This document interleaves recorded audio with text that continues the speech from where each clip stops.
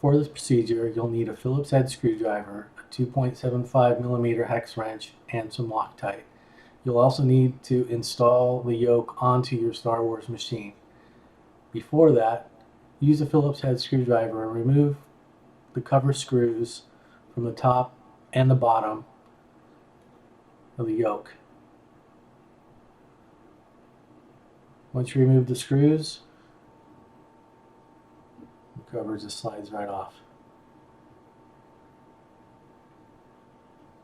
Pull the control panel out from the cabinet and use the hex wrench to remove the set screws from the two large spur gears only.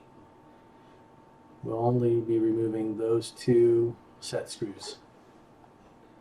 In this example, the control panel has been swung out from the machine to gain access to the spur gears on both the horizontal and vertical.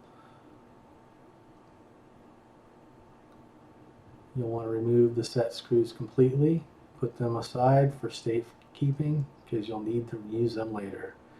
Here we're going to put the game into test mode.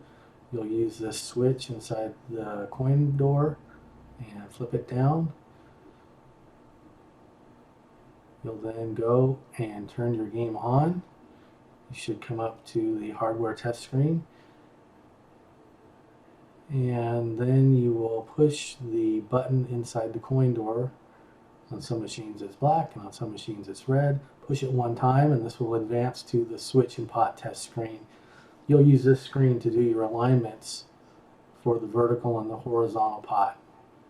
Here we're sliding the spur gear down to disengage from the pot gear. Adjust the pot gear while looking at the alignment screen, and here you'll want to get it centered with the center of the red box. So it should be straight up and down in relation to the red box, just like this. Once you have that, you'll have to re-engage the big spur gear, and sometimes you might have to adjust the small pot gear slightly out of alignment because when the gear teeth mesh in, they will sometimes not line up perfectly. So you might have to over adjust or under adjust depending on how much alignment you need. And then you'll finally get that centering just right. You'll repeat a similar operation with the vertical spur gear. You'll slide that out of the way to disengage it from the vertical pot. And again, move the vertical pot to adjust the alignment for the vertical. And here, we're moving it up and down. And again, you might have to over adjust one way or another, but ultimately you want to get a little white dot in the center of the red box. That means that both pots are perfectly aligned.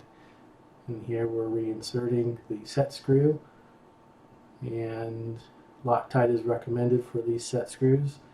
If you're using it in a home environment, you may not need Loctite, but it is recommended. Don't over tighten these set screws. They will strip, and that would be a bad thing. So here, this is what it should look like: a little white dot and a red square. We'll use the yoke to test the full range of motion.